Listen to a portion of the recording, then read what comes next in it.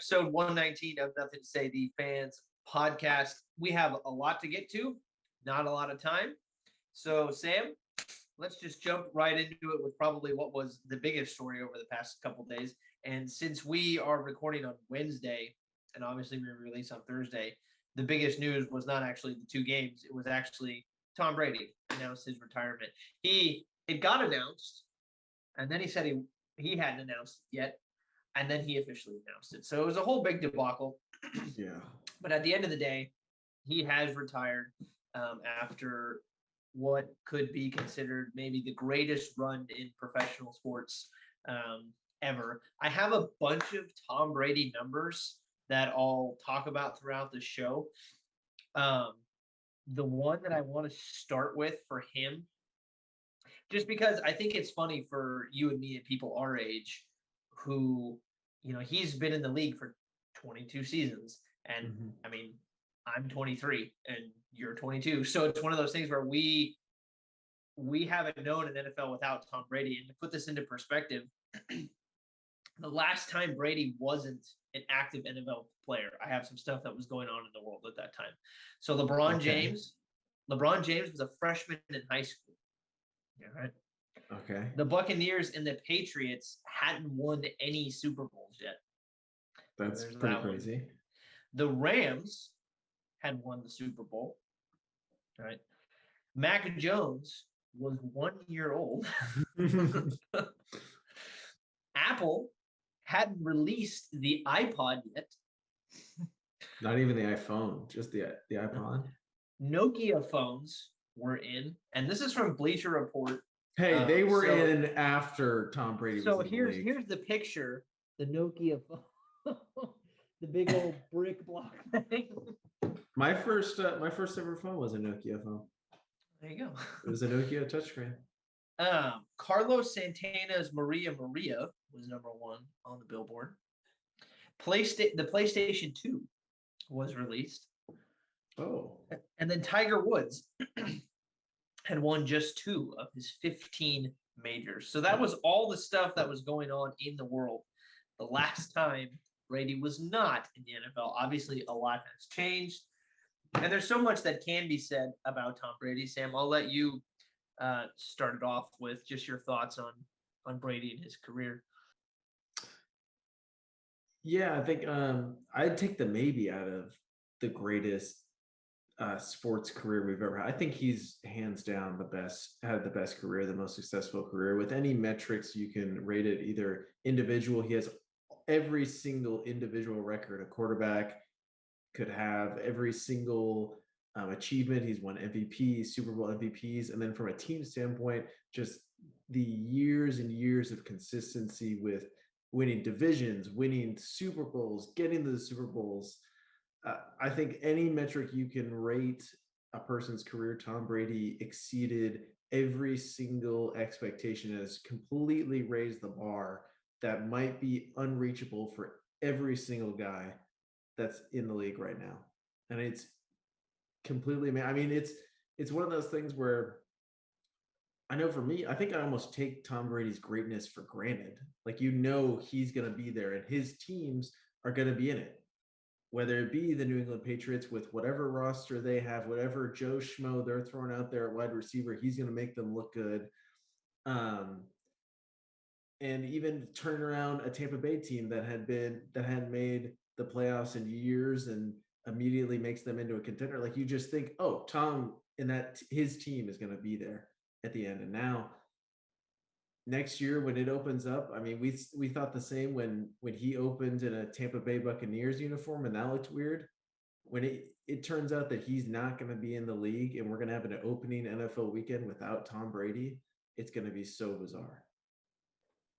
Yeah, so you had mentioned where he ranked all time. I have a bunch of his numbers right here. So he's going to leave the NFL number one at pass yards, pass touchdowns, wins, win percentage, Pro Bowls, Super Bowl appearance, Super Bowl wins, Super Bowl MVPs, conference championship, playoff yards, playoff touchdowns, playoff wins.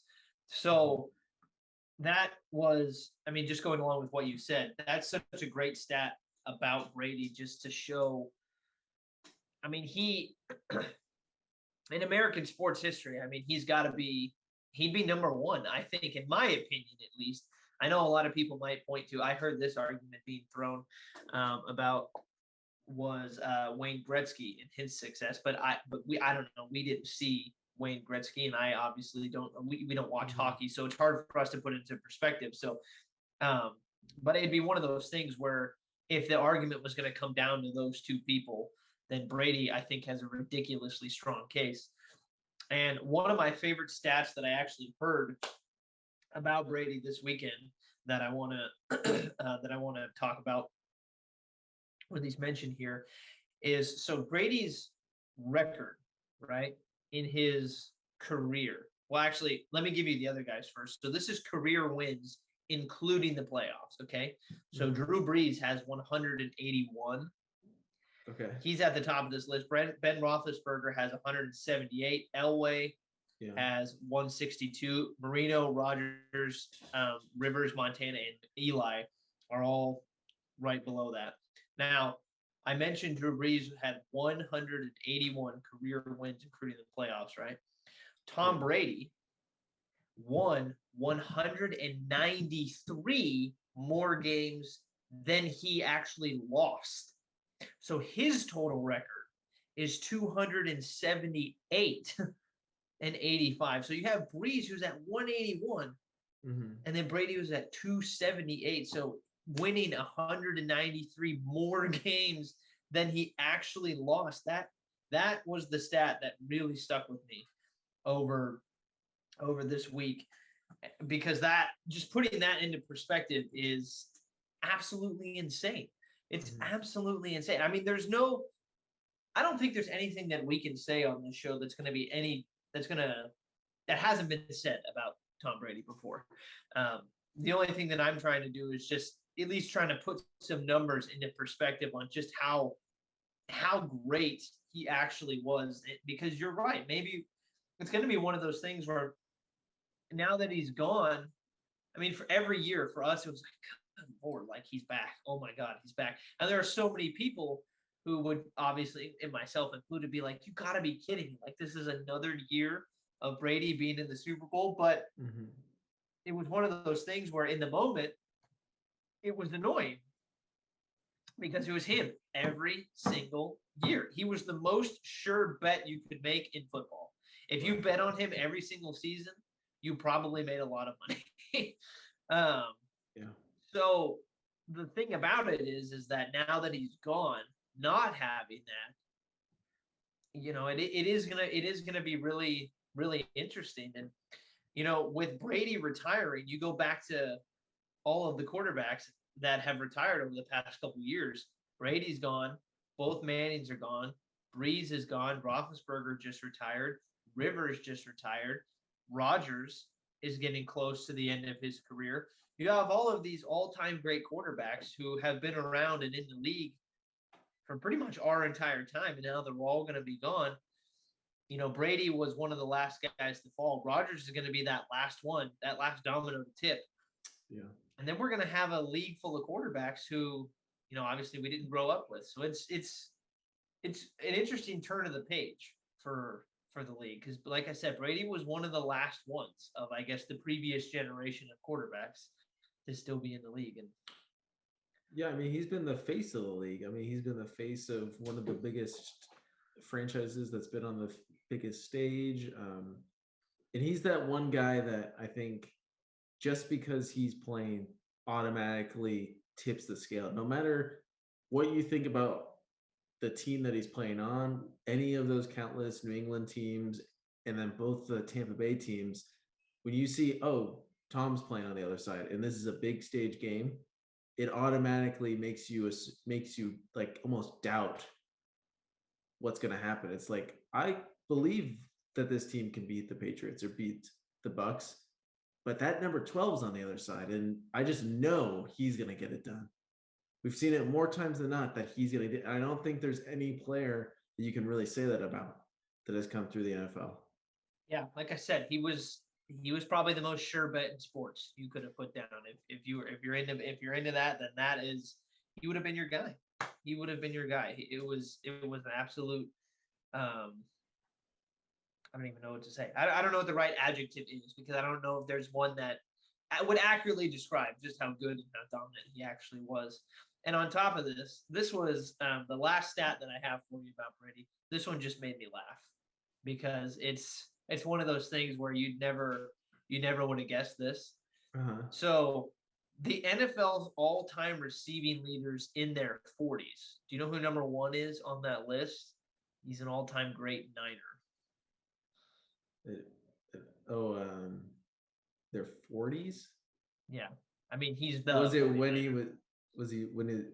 Well, is it Jerry Rice when he was with the Raiders? So the NFL all-time leading receiver in his 40s is Jerry Rice at number one. Number two on that list is Tom Brady. With how many yards? 6.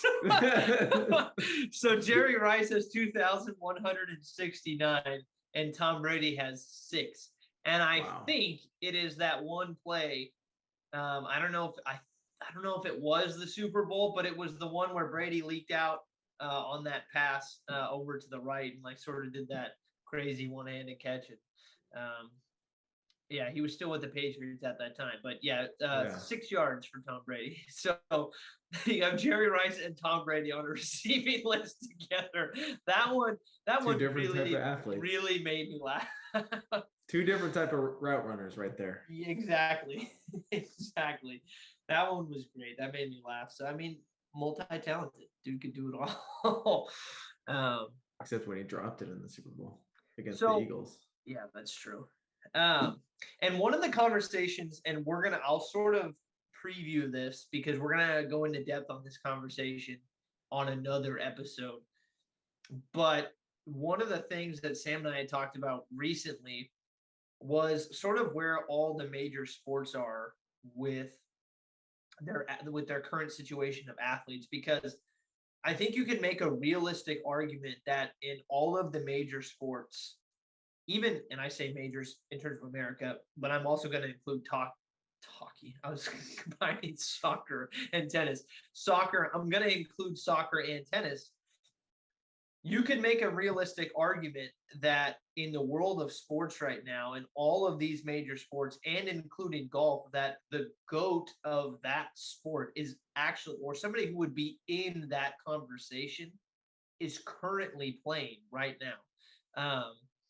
And the thing about it is that all of them are sort of getting to maybe sort of the end of their career within the next couple of years. So for everybody our age who sort of grew up with all of these greatest of all time players, they're all going to be gone here in a couple of years. Brady's the first one, and this is why, well, he's one of the first ones, I should say, but he's sort of going to be that. He's in that conversation for the NFL, and having him retire sort of made me think about this. And I think it's going to be a fun conversation. We're going to have Keegan on next week. And he could probably lend more insight to the soccer perspective on this. So it'll be a fun conversation because I really think there is an interesting topic in there. So any last words on Brady before we move on? Yeah, I think, I don't think we're going to truly appreciate the greatness that he had until he's gone. I really think that we were all too busy being sick of him showing up in the playoffs too many times and showing up in the Super Bowl too many times to really acknowledge how truly great and one of a kind of a player was. I mean, Patrick Mahomes already isn't like keeping up with that pace that Tom set when he was young. So Patrick Mahomes is the best young player of all. I mean, if Joe Burrow wins, maybe that conversation could start up where it's like, oh, he's gonna get to 8 Super Bowls and break Tom. But I mean, for right now, it is in the sport with probably the highest difficulty to win at the highest level. He just mastered that game so much at every age and every decade and every evolution of the game. It didn't matter. Yeah. I'm glad you brought that up because that's another interesting conversation that we're also going to have with Keegan. with Joe Burrow making his way to the Super Bowl in his second year. Now, Brady actually won the Super Bowl in his second year. So that came up earlier this week, I heard. Yeah. But one of the things that we're going to do is we're going to look at the AFC and the NFC and all these young quarterbacks that are now in the league and sort of rank where we'd want them. Like if we were starting a team, who we'd go 1, 2, 3, 4, 5, so on and so forth, all the way down. So that's going to be another fun game that we're going to play with Keegan. All I'm saying is you have to be here next week for the episode. Super Bowl preview, GOAT talk, quarterback talk. It's going to be a lot of fun. Now, moving on. There's another big story that we have to get to. Before I get to that, I do want to do like a quick 1-minute announcement. This came out earlier today. The Washington football team is now no longer the Washington football team. They announced that they are now the Washington Commanders. If you're asking me, the Red Wolves sounded so much better, but they went with the Commanders. What do you feel about the name? Do we like it? It's got to be something we got to get used to, I think, over time. I mean, think back to when they said they were just going to be the football team. And I think everyone was like, what, that is so bad. And it kind of grew on everyone, and the logo kind of grew. And so I think it'll be the same with this. I mean, if this team has success early, then people will like it. It's not the best name. I can't think of a name that's better. I think that's pretty hard right now. The Red Wolves. That was one of the other options. I feel like I love that one. I mean, it's tough. It's really tough, I think, for a major sports franchise to come up with a new name. I think in this day and age, with all the different trademarks and copyrights that have already been put in place, I think it's pretty tough. So as long as fans of the team don't mind it, then hey, I think it'll work out. The one that I thought, at least the initial name that came to my head, because the Commanders, I was sort of sitting there, and I think you're right. It's just going to have to be something we have to get used to. Commanders on first read, saying it out loud, was okay.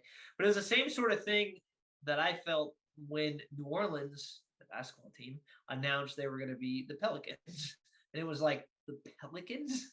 Mm-hmm. Like, that's such a weird name. And now they've turned into the Pelicans. And I think everybody's fine with it now. Mm-hmm. So, yeah, you just kind of have to get used to it in that sense. But I'm going B- for that. I mean, they had the impossible job of trying to please everyone with this name, especially with all the hype and things that went into, like, this was the most public name search, I feel like, for any major sports franchise, especially in this day and age, with how like close information is to a touch to get. I mean, it is just like everything is up for scrutiny, I think, in this day and age. So whatever name they came up with was going to get hated on. Yeah. Am I glad that the Niners aren't named the Commanders? Yeah, I'm pretty glad. Yeah. Yeah, that's true. Well, either way, we have not a new football team, but a new name in the league, and that is the Washington Commanders. So moving on from that, and there was a little bit of an audio that just got played, so I apologize for that, but I was getting ready for the next story. So big thing is happening in the NFL right now, and it's actually completely unrelated to the Super Bowl or the two games that just played, which, again, we will get to, but it's not the biggest story as of when this episode is going to get released, which is Thursday. So Brian Flores, former head coach for the Miami Dolphins, and I'm reading this from CBS Sports. So this is a 9-slide sort of post on Instagram. The last 2 are videos. I'm not going to play that. This is just sort of an overview of what is happening right now. I don't think there's a lot that we can say about it per se. I don't think there's a lot of, I guess, details. And this is something that obviously, unless you're in the NFL or a reporter in the NFL, this would be really hard for fans to know exactly what goes on, because obviously we don't know what goes on with the interview process. However, I'm going to read this story anyway. So Brian Flores, former head coach of the Miami Dolphins, is suing the NFL Giants, Dolphins, and Broncos for their alleged racism in hiring. So I'll continue reading this post. The suit claims that the NFL has had issues with the Rooney Rule since its inception in 2003. The rule requires that teams interview minority candidates for head coaching and senior operation positions. The suit claims Flores had to sit through a sham interview with with new GM Joe. I don't know how to say his last name, so we're just gonna say Joe Schoen or something. I don't know. The suit alleges Flores met with Broncos management in 2019, in which they showed up an hour late. It was obvious they had been drinking heavily the night before. The suit claims Flores was told by Dolphins owner Stephen Ross that he would pay Flores $100,000 for every loss the team had in 2019. So here is a statement on the Brian Flores suit from the NFL. It says the NFL and our clubs are deeply committed to ensuring equitable employment practices and continue to make progress in providing equitable opportunities throughout our organizations. Diversity is core to everything we do, and there are few issues on which our clubs and our internal leadership team spend more time. We will defend against these claims, which are without merit. And then a quote from Brian Flores says, "My sincere hope is that by standing up against systemic racism in the NFL, others will join me to ensure that positive change is made for generations to come." Sorry, that was some of the audio. Apparently, there is also Brian Flores is including text from Patriots head coach Bill Belichick in the suit as evidence. I had the text messages, but we can just summarize them pretty quickly. It's actually really funny, I think.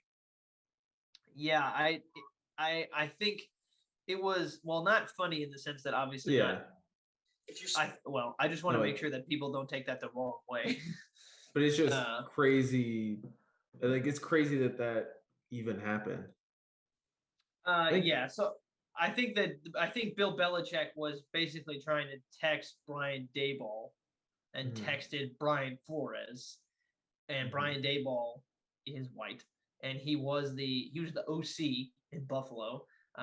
Bill was just trying to congratulate him, and he just texted the wrong guy. So I think, I'm not even going to say. I was going to say, I feel like that evidence is being submitted as Flores didn't get told that he didn't get the job.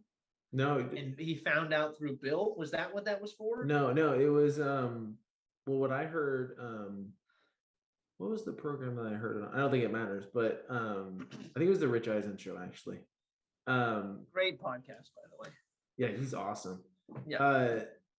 Bill had texted Brian Flores thinking he was Brian Gable. Dable, yeah. Congratulated him for the job, for the New York Giants job.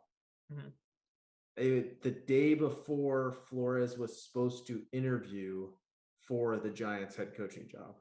Right. So he didn't, in the interview, like, he hadn't heard anything that the interview was canceled. So all he knew was he was going to go through with the interview, but they already had the guy in mind. Right. So he is putting that in as evidence that he was just included in the coaching search to satisfy the Rooney Rule, pretty much. But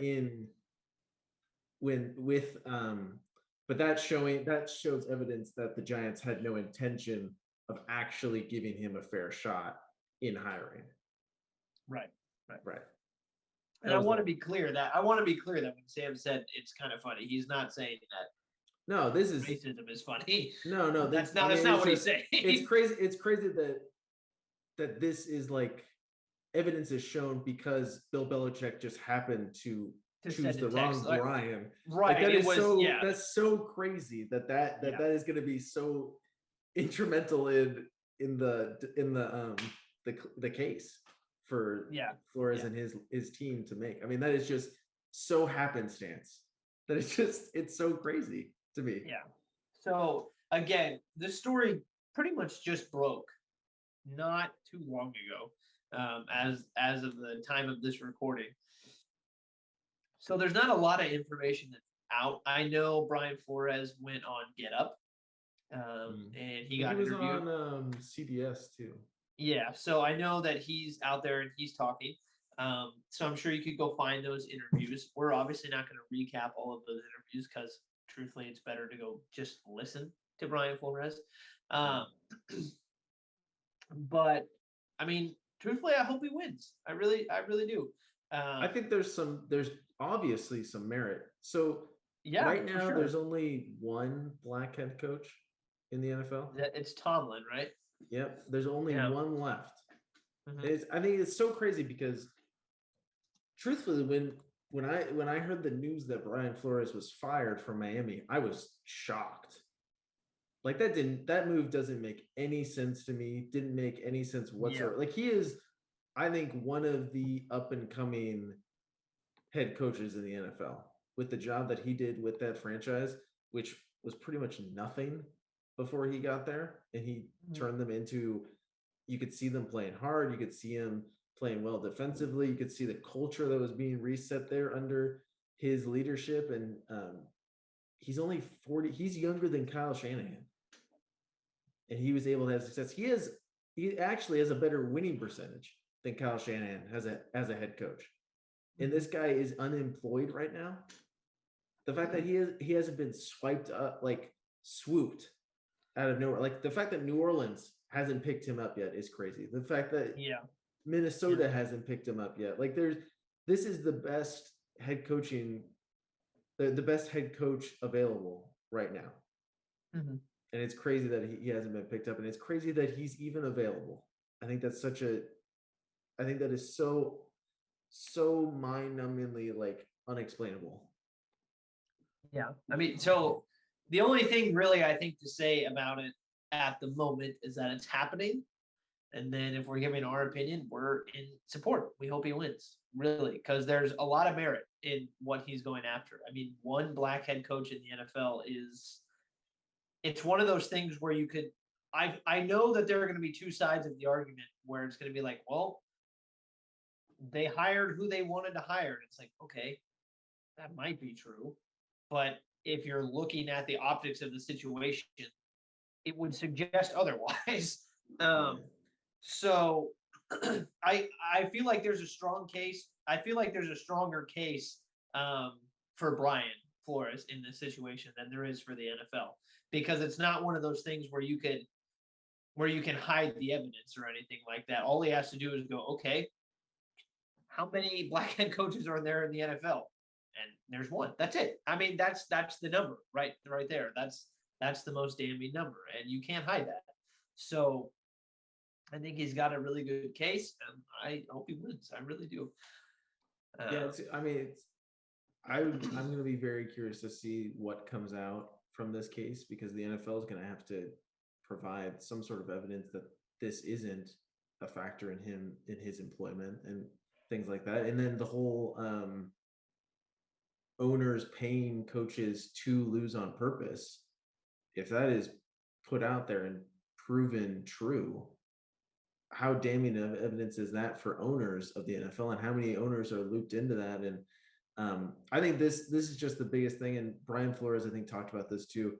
His name is on this lawsuit, but he is doing this for all the black coaches that have been treated unfairly, like treated without a big of a leash as, say, their white counterpart. And I think just a few names. I mean, David Culley, who was the head coach of the Houston Texans this year, with the worst job ever imagined that he could be thrown into, and he was given only 1 year. And I think the Texans outperformed expectations in a lot of people's eyes, and he's fired.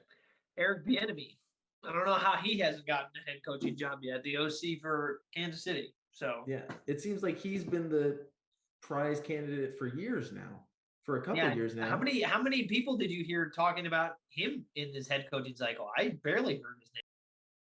Right. I mean, I think back to Anthony Lynn with the Chargers, and he only got a couple years on that job, and not to because I do think every circumstance is different, every person is different, but if you were to think like Zach Taylor, who's now in the Super Bowl, if he was treated like like a black head coach in that position, would he have lasted past his first year? We don't like it's so we hard don't to know, but the Yeah. evidence would suggest not. And it's just crazy. Like, are guys getting passed up prematurely, and we don't know their true, like they could turn into a Mike Tomlin. I think Brian Flores could turn into a Mike Tomlin. I think he's very comparable to with what he's able to get out of guys, and not even like the best guys, but he's able to make like average guys play above their level. I think that is so huge to being an NFL head coach, and it's just crazy that he's unemployed. I mean, it is just nuts. It'd be really great to see coming out of this some questions answered. Yeah. I'd like to apologize for all the little coughs and sniffles. I'm dealing with a bit of an illness, but I wanted to make sure we still got this episode filmed. So, yeah. So, I mean, I think we can move on from this with just a closing thought of, good luck, Brian Flores. I see. I did it. I'm Belichick. You think Belichick was awkward? You think Belichick was sitting there on his iPhone like, oh God, I texted the wrong Brian. Like he went through, because we've all done that before. We've all texted the wrong person. I'm sure he didn't think much of it at the time, but now it's being submitted as evidence, and he's like, oh. Either way. Again, Brian Flores, we hope you win. You got our support for whatever that's worth. I mean, he's going to get paid. There's going to be a settlement probably. I would imagine so. You know who else is going to get paid?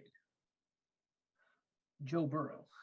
Because that dude in his second year has taken the Cincinnati Bengals to the Super Bowl. So we do need to talk about the last two games, or two of, I would say, of the last games in the NFL, because there is one more left to be played, and that is the Super Bowl between the Rams and the Bengals. So, which one do you want to start with first? Do you want to start with the fun one or the not so fun one?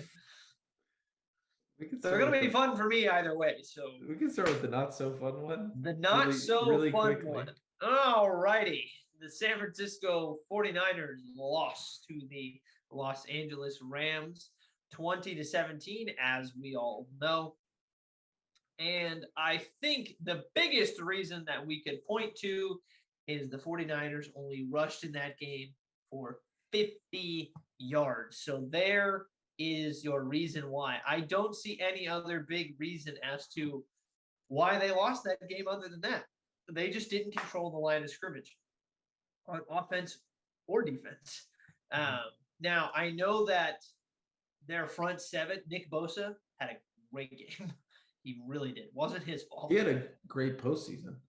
He did. But, however, again, if the 49ers were ever going to win that game, and I think they had, obviously, a phenomenal chance to win that game. They were 6-0 against on their last 6 appearances against the Rams. I wouldn't have been surprised if they won that game by 2 touchdowns, honestly, because they've done that. So, even saying that, though, the biggest reason why they were going to win that game would have been through the ground, and they just never got it established. Yeah, I think this question is less about what the Niners failed to do, and I think more about the Rams defense really stepping up in this game, because I think Aaron Donald and that defensive line just did such an amazing job at not giving up ground at the line of scrimmage, not getting pushed back, and really not giving up a lot of holes for Elijah Mitchell and Deebo Samuel to run through. And late, they turned it up to a different level. That secondary played out of their mind, and then just allowed that defensive line to just go to work against the Niners offensive line and really give Jimmy just a world of troubles.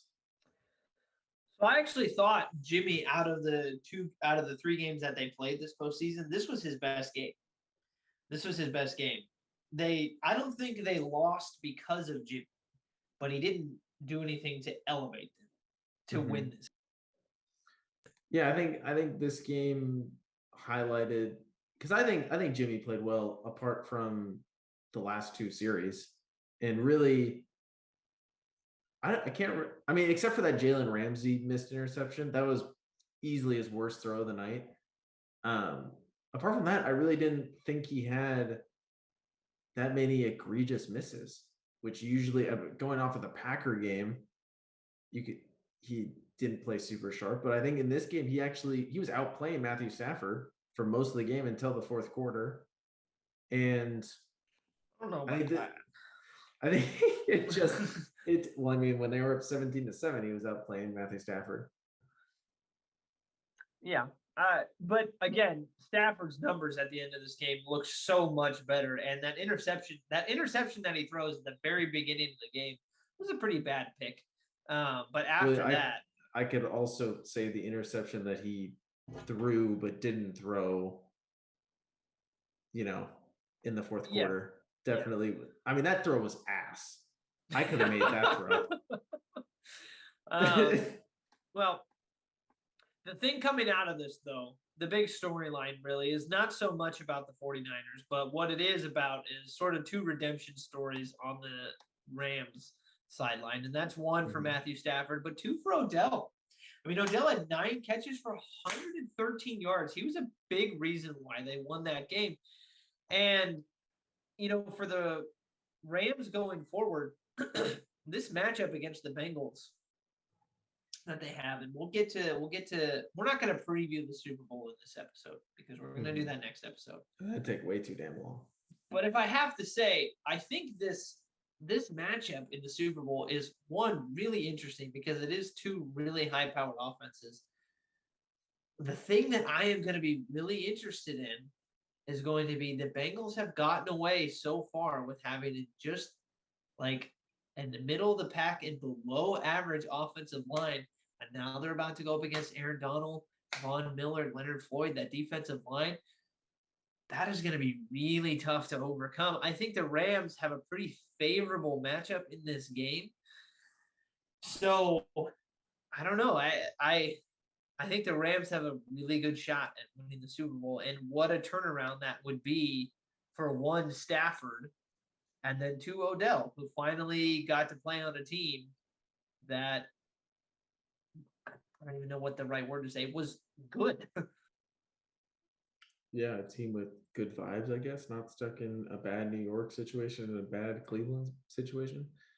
I think this game was big for Aaron Donald too. I mean, you saw they highlighted him talking to the defense on the sidelines. Like, it did seem like he was aware that he's not going to get a lot more of these opportunities left to make to the Super Bowl, and he knows for his position, his legacy almost as an NFL player, as a defensive player, he needs to win a Super Bowl. And I think this game was just getting past this Niner team. I mean, if you're a Rams fan, I think this was the perfect run that you could have asked for if you hopefully on your way to win a Super Bowl. I mean, to get past the GOAT, then to get past the team that you haven't been able to beat for 3 years, and then you're able to hopefully win at home. I think this is, if you're a Rams fan, you are just smiling from year to year right now with the possibility of a Rams victory. So this is actually the first time in NFL history that the Super Bowl will not feature any of the top 3 seeds from either conference. So the lowest seeds ever in the Super Bowl. Here's the thing, and let's talk about the Bengals and Chiefs game for a second too. I know that, or at least I'm assuming, that if you're the NFL, the matchup that you wanted for ratings would have been the Chiefs and the Rams. So you get the Bengals and the Rams. So you get one of those two. However, I do think that the world is starting to fall in love with Joe Burrow, that I think it's going to be good either way. I think the ratings are going to be great either way because Joe Burrow has cemented himself as a superstar in the league, not just for his play, but also his personality. Like the dude, I mean, Joe Cool is, I mean, really, that's what he is. To be able to go into Kansas City and do what he did, do what they did to the Chiefs. And that was really impressive. I mean, it was 21-10 going into half. That stop that the Bengals got right before halftime was huge. It was absolutely huge. For literally 3 days, for Monday, Tuesday, and Wednesday, if you turned on Get Up, they were talking about that play for so long. And one of the damning things that they pointed out, which I didn't notice in the moment, was when Patrick Mahomes threw it out to Tyreek Hill in the flat and he went down. The clock was at 0 for like a second or two, and Mahomes is sitting there calling a timeout, which was bad. One, because he wasn't aware of the clock, and two, they didn't have a timeout. Right.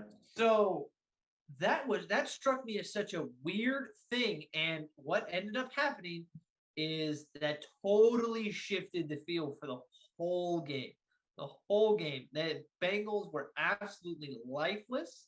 And that was the jolt they needed, and they never looked back. It's one of those things in sports. Momentum is 100% real, 100% real in any sport. And they just took that and ran with it. And the thing that I kept hearing that they did in the second half was they deliberately decided to rush 3. They dropped 8, and they let Patrick Mahomes stay in the pocket, and they just said, we're going to cover everybody, and good luck beating us. Mm-hmm.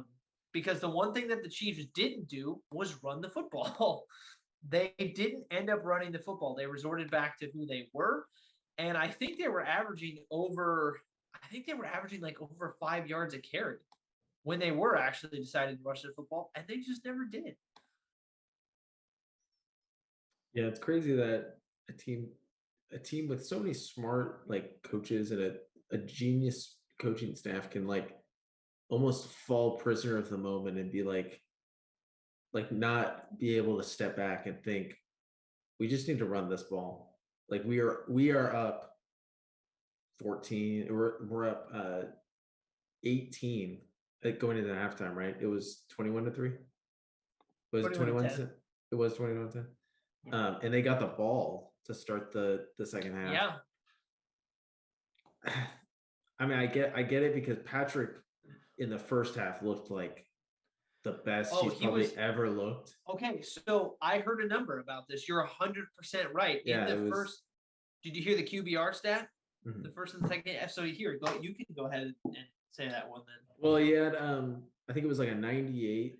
Yeah. On a scale of 0 to 100 for QBR, which is I can't remember the last time I've heard a QB at. Yeah, so it's the number that, for those who don't know, it's QBR is the stat for quarterbacks that tracks everything and basically spits out a number for how good you're playing from 0 to 100.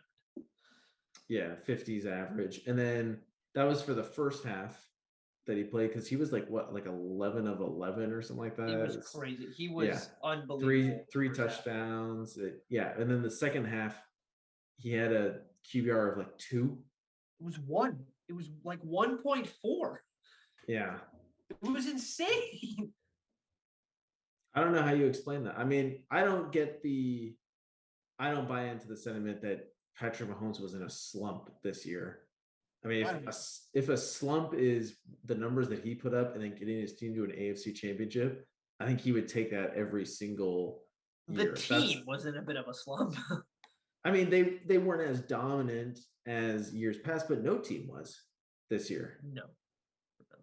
And I think Mahomes is still that guy. I think Mahomes is still the best young player, best young quarterback in the NFL. Like there is no doubt in my mind. He had 4,839 yards, 37 touchdowns, and 13 picks. Like that's an amazing season. Did he have an awful half of football? Yeah, he had an awful half of football against give the credit to the Cincinnati Bengals. I mean, for switching up their defensive game plan and really putting Kansas City in a funk. I mean, all credit to them. That kind of gives me hesitancy going into the Super Bowl, the way their defense was able to play. I cannot wait to talk about the game next week. Yeah. But I mean, still, Mahomes is still a great player. I'm truly shocked that Cincinnati won though. I'm in agreement with that. The one question that I wanted to ask you, and Greeny talked about this a lot on his show, and I thought it was a really good question. He was asking, it was the question of who does this loss stick to? Like, is this going to be a loss that sticks to Mahomes throughout his career? Like, are we going to look back and go, this one's on him? And they were saying, he was saying that it does. Other people were saying it sticks a lot on Andy Reid, because Andy Reid is infamous for losing a lot of these big games. And the argument that Greeny was making was that he'd pretty much been perfect in the playoffs. One, he had a Super Bowl win, but in his other losses, the one last year with the deflated offensive line, like he played well. He played as good of a game as he could have under the circumstances. Mm-hmm. So give him a pass for that one. And then I think the one that he lost to Brady, he never got the ball back. Yeah, he played well. He played really well. And he played great. So no blemishes. But this one was kind of on him. So I don't really believe in that, because I think you're as good as what you've done recently. Like, do we even think about Tom Brady's playoff losses? Like, he's played poorly in AFC Championship games. And it's never talked about. Different. But he's so different than everybody else because of what he has won.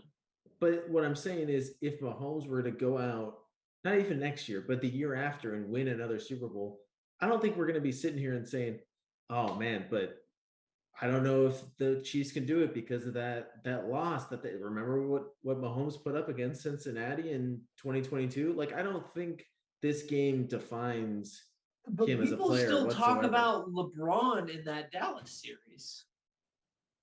It's still something people bring up. I don't think very prominent. Maybe not, but it's still there. And I guess the question is just interesting because one of the players who is actually playing in the league right now is one of those guys who maybe has quote unquote underachieved in his career, and that's Rodgers. Mm-hmm. Rodgers is one of those guys who, if he only wins one Super Bowl, you're going to look back and go, it's crazy that he only won one, because winning two is totally different than winning one. So it's just, I don't know. I think Mahomes is going to get back to the Super Bowl. I think he's going to have plenty more chances to do that. Yeah. The thing is that it's really hard to win one. So it's hard because as a Raiders fan, I want to see them lose every day. But I have nothing against Mahomes, like I really think he's an amazing player to watch. So for his sake, it's one of those things where I hope he gets more opportunities to win more, because I don't know. I mean, he's so freakishly talented. It would be almost, and it's one of those things where it's like, it'd be a shame to be Aaron Rodgers. And it's like, that's a dumb statement to make because Rodgers is insane, but Rodgers has only won one, and that's a category that he's going to be put in regardless of anything else. Like, you're going to look back at Rodgers' career and go, he only won one. It'd be a shame to be like Matthew Stafford's career, right? Well, if he wins one, then maybe not. No, I don't think one half of football defines. I don't think so either. That game doesn't make me think any less of Patrick Mahomes. I think you'd be crazy to think that game had any lasting effect. No, so I agree with you in the sense that it doesn't make me turn an eye to Patrick Mahomes at all. I don't think it changes anything about him. And I should be clear, that's not what they were saying on ESPN earlier this week, but what they were saying more specifically was, when we look back at his career, there are going to be certain things that we point out, the championships and the losses, and some losses you're going to be able to say were his fault and were not his fault. This one's on him. This one is on him. What is that in the conversation of like greatest player of all time, or like placing him? Well, it could be, because like the argument is that the argument is do the greats lose that game? You're up 21-10 at halftime. You win that game. Tom played 22 seasons and he went to the Super Bowl 10 times. That means he didn't make the Super Bowl 12 times. Yeah. And he also lost in the Super Bowl. I don't think those games define, like, if we were to look at it in that way, Tom only had 7 successful seasons out of 22. Like, that would make it sound like he's a failure. But no, he's actually all-time great. Like, Patrick Mahomes has won a Super Bowl in 4 seasons that he's been starting. Or is it 5 now?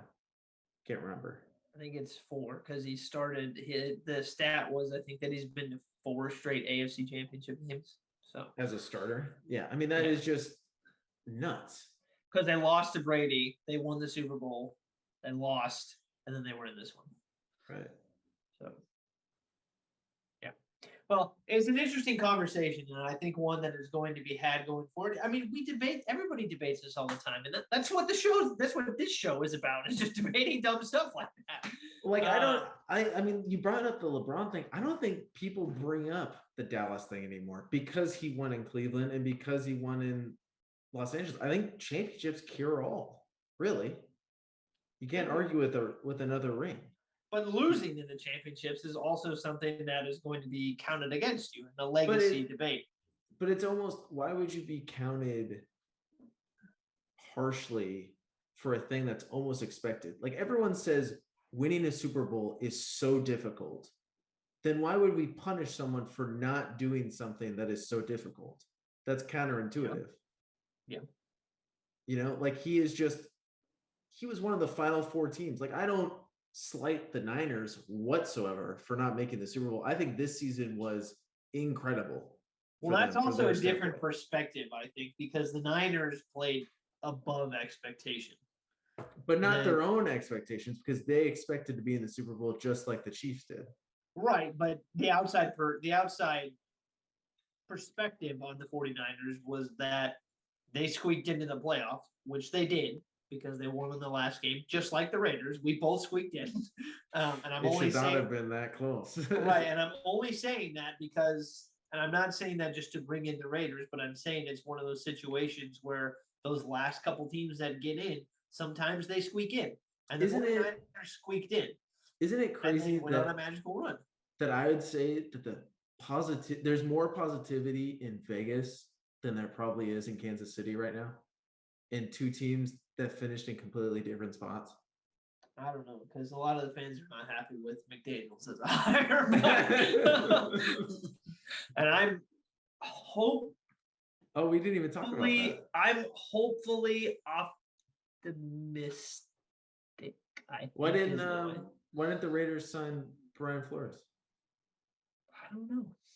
Or Jim Harbaugh? Why wasn't Jim Harbaugh is going back to Michigan? He announced that, so that was out of the. Maybe that was never in. I mean, who knows how close that actually came to be the thing. Would you be mad if it came out that they signed McDaniels over Harbaugh? Yes. Yeah. Yeah. Yes. So. Yeah, but I get what you're saying. I mean, in Kansas City, it's championship or bust, really, and they didn't get it, so it's a bit of a bust. So, but I think it's an interesting conversation because when we come to the conversations about these players, legacy comes in. Legacy is what we talk about, and this is going to be something that people talk about when you ask if he was the greatest of all time.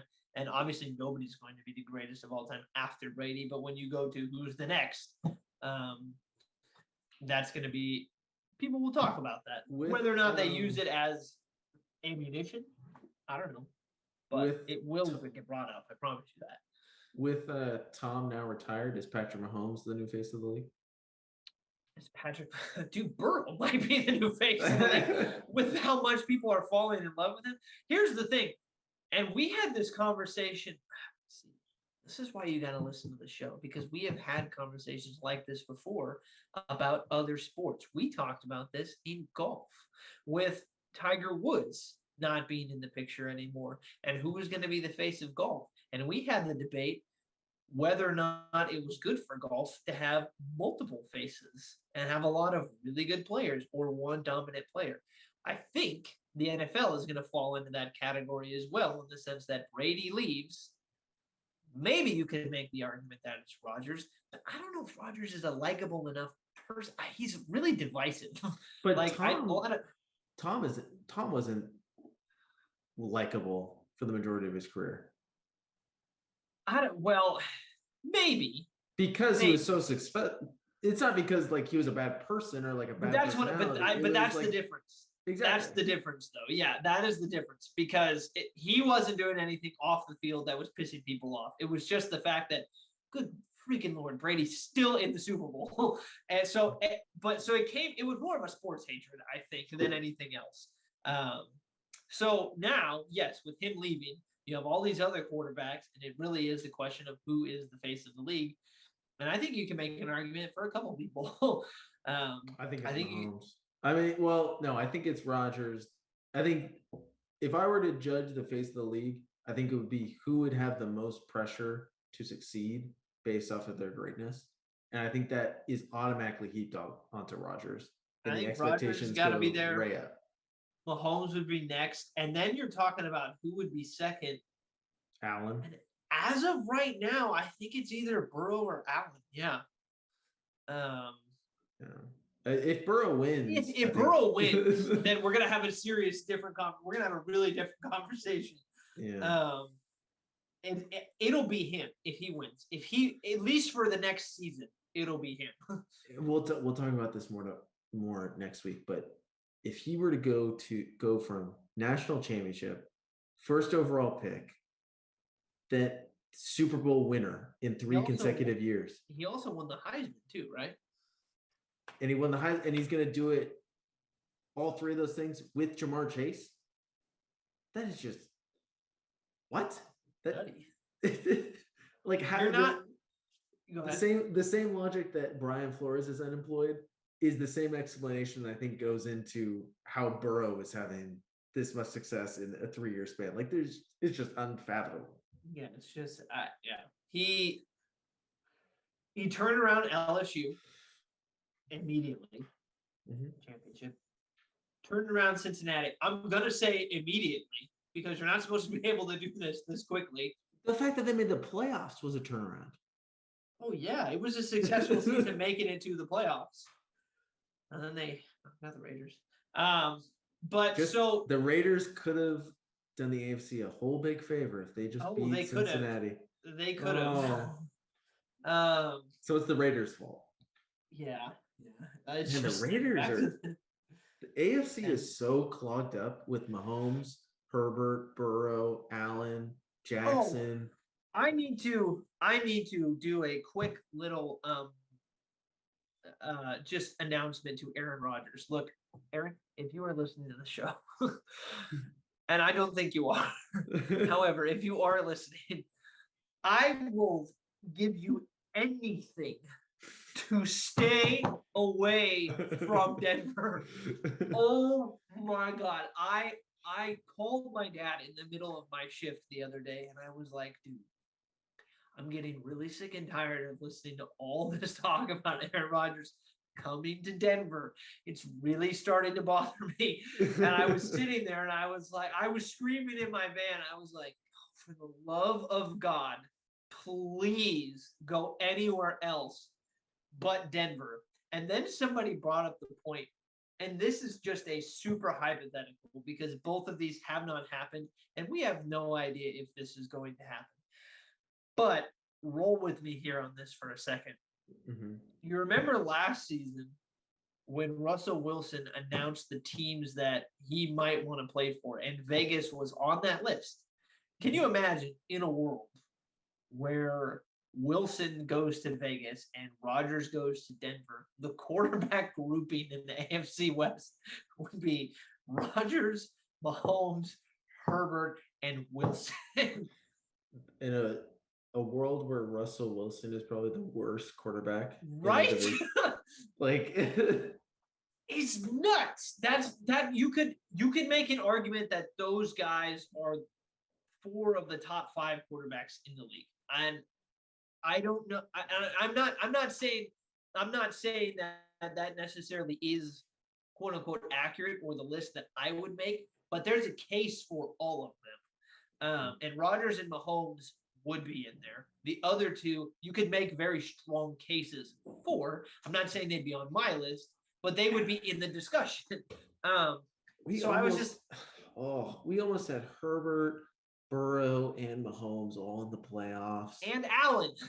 And Allen on And we missed out on Lamar. If the Ravens stayed healthy, they're in the playoffs. Well, yeah. I mean, if Pittsburgh made the playoffs, then I think Baltimore could have. Yeah. So, but for the love of God, Aaron, do not come to Denver. Aaron, work with me here. Come on. Just go to Pittsburgh. Come to Denver. Go to Pittsburgh. Go to Indy. Go to San Francisco. Go anywhere else. They won't trade him to San Francisco. Go anywhere else but Denver. Not Denver. Not if he comes to Denver and he goes to the AFC West, that show that we have to record, I will not be here. You're gonna be on vacation? Ben will host with you or Keegan. I don't know. We'll get somebody else. Yeah. Because I couldn't. I don't know. Why would I even watch next season? Seriously, you go into each season hoping that your team is going to make the playoffs. They actually did this year. One of the teams that they had to beat twice this year was Denver. They did it. They won't beat Denver. They will not beat them. They got their ass handed to them by Kansas City twice. They barely beat Denver twice, and they split with the Chargers. You cannot have Rodgers come to the AFC West. It just would, oh, man, that would be so horrible. That'd be the worst thing ever. That'd be so cool for the NFL. For the NFL, yes, it would be a great thing. But for Raiders fans, you just sit there and you go, like the drafting of Mahomes and him turning out to be what he did, it was like, great. Now we got to see him. Like we had Alex Smith to deal with for a long time. Now they just replace him. It's like, okay, Phillip Rivers, another 15 years of Phillip Rivers. Okay, he's gone. Who do they got? Okay, Tyrod Taylor's fine. Long stab. Oh, here comes Herbert. And now Herbert's here for another 15 years. Oh, they're starting Tyrod. They're starting Tyrod Taylor. We might win a couple games then. We're fine with that. Hold my beer. Jab. Herbert. And then, oh God. I guess your only Lord and Savior is Drew Lock now. He's got to show Denver something. Yeah, stay there, Drew Lock. Stay there. or you know what? Bring in Taysom Hill and have a quarterback competition. Hey, Jameis Winston. Jameis Winston's out there. Jimmy G is out there. Go get yourself Carson Wentz. Anybody's an upgrade. Have Rodgers go to Indianapolis and then Carson Wentz go to Denver. There you go. We beat Carson Wentz with Indy at Indy. That's how you do it right there. Oh God!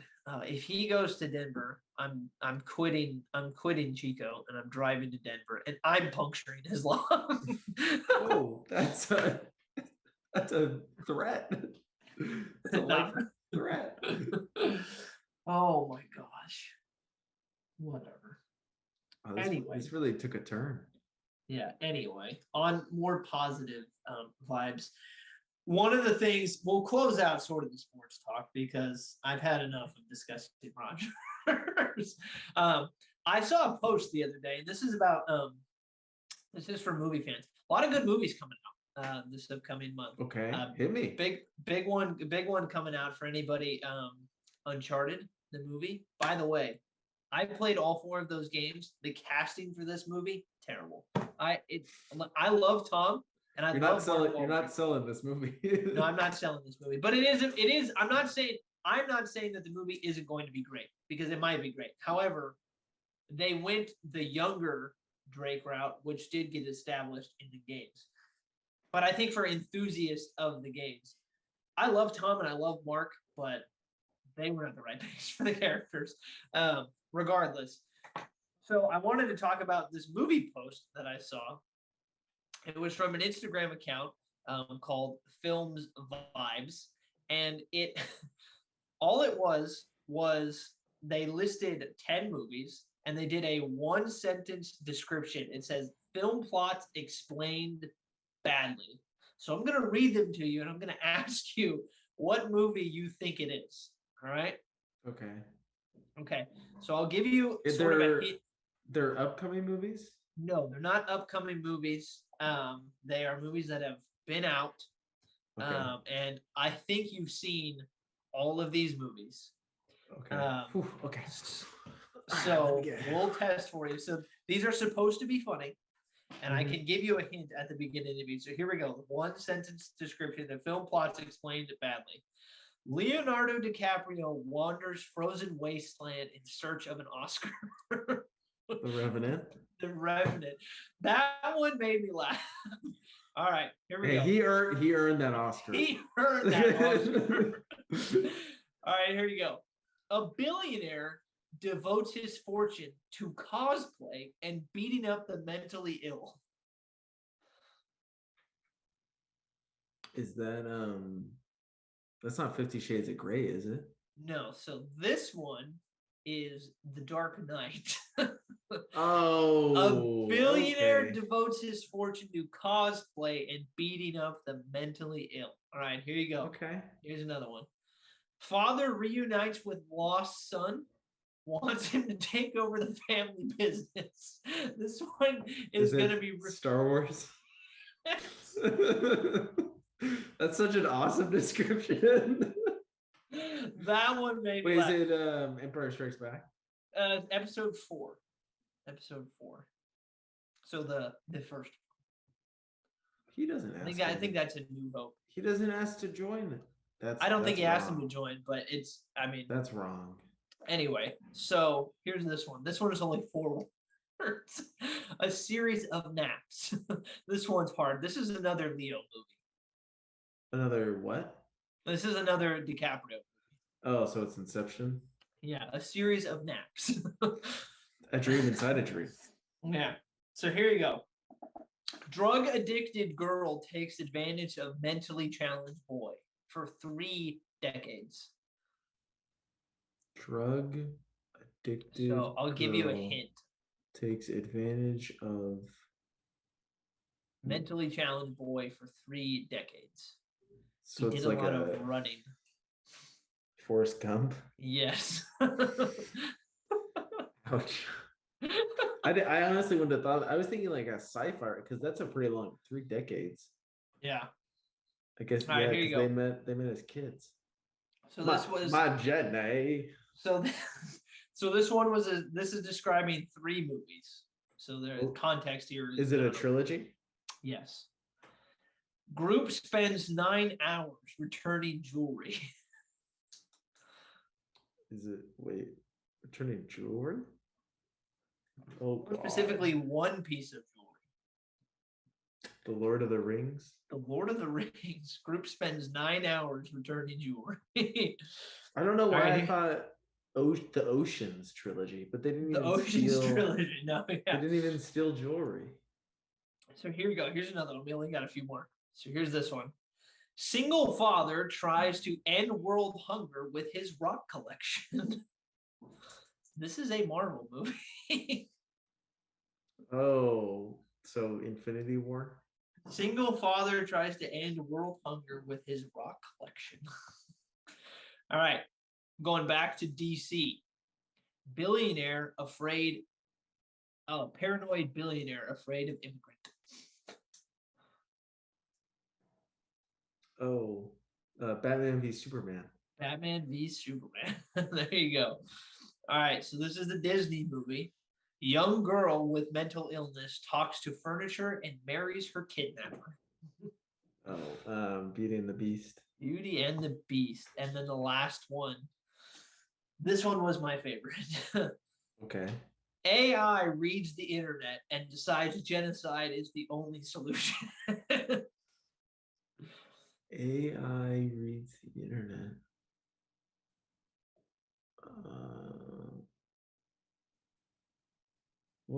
What AI? I don't know. That is Avengers: Age of Ultron. Okay. AI reads the internet and decides genocide is the only solution. So that one and the Star Wars one, the father reunites with lost son. I do. Wants him to take I over do the like family how. business. I think that was the most accurate one. I agree. I liked the series of naps. Mm-hmm. So I think I loved that idea, and I would love for us to do that one time. We should pick 5 movies, ones that we've known that we each other have seen. Mm-hmm. We'll do our descriptions, and then we'll see if the other one can guess. Okay, I could try that out. I think that would be fun. So, yeah. That made me laugh. I read those to my dad, and yeah. Did you get them all? He did not get them all. Some of them are like movies you wouldn't even like. I didn't even think of Forrest Gump. No.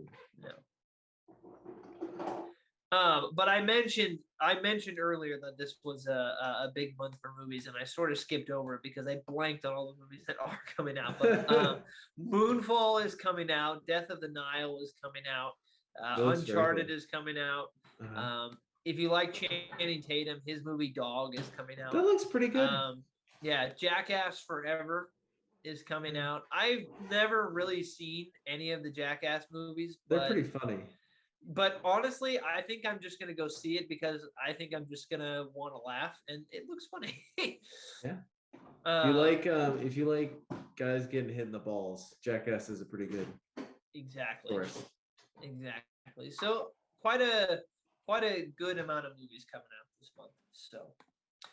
All right. Well, if you did stick around to the end of this episode, we really do appreciate it. Next week, we are having Keegan back. We're going to preview the Super Bowl. We have to do the quarterback ranking system that we talked about, and then we'll have the GOAT conversation as well in all of those sports. And we're recapping the Pro Bowl, right? Because we're both watching the Pro Bowl? Sure. Which, by the way, Mac Jones getting appointed into the Pro Bowl ahead of Derek Carr makes no sense. Wait, what? Mac Jones got put in as an alternate for the Pro Bowl, and Derek Carr did not. I'm sorry. That is blasphemy. Weird, right? Mac Jones did not play well at the end of the year. No, and for a guy who was top 5 in the NFL in passing yards all year. And made the playoffs? And made the playoffs. Did Jimmy G make the Pro Bowl? I don't know, and I don't care. I don't think so.